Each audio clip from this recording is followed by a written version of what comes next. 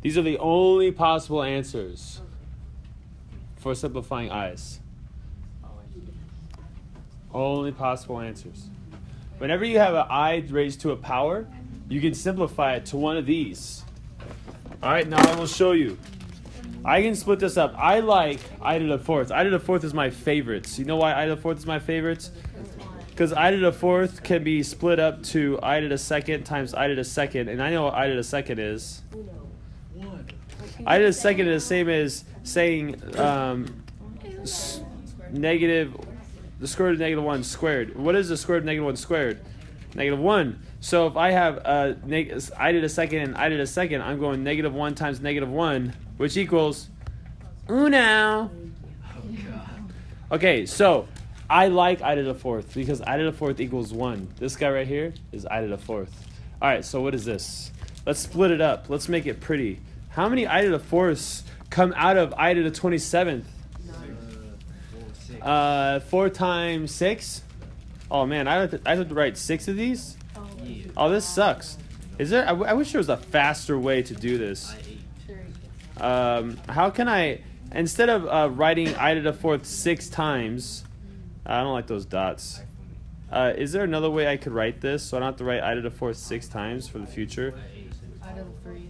I to the what? Oh my goodness, you guys don't know? Okay, if I add all these up, this equals 24, right? This equals 24. How many more i's do I need to still equal 27? 3 more.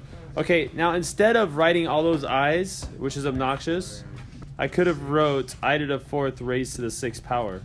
That would be the same thing, right? Right? Okay, what is I to the fourth? I to the fourth is? Uno. So I can put uno right there. And then I can multiply it times I to the third. What is uno raised to the 6th? Uno. Okay, what is 1 times I to the third? I to the third. Okay, but I to the third is not one of my answer choices. Can I split up I to the third?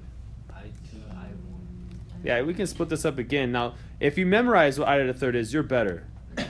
That was good. You should do that. Okay, that's I to the third, right? What is I squared? We did that earlier. -1. Negative uno. What's negative uno times I? Negative I. So if you put negative I as your answer, you were correct. You want to try another? Yeah? Okay, how about this one?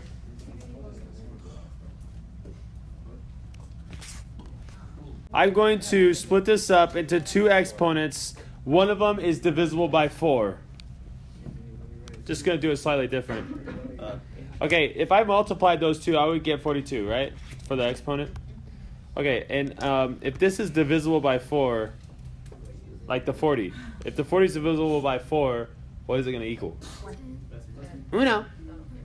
Yeah, I to the fourth raised to the 10th power. That's the same as 1 raised to the 10th power, which is just 1. So I don't care about him anymore. I just have I to the 2nd power. What does I to the 2nd power equal? That's your answer. You got -1, you rock.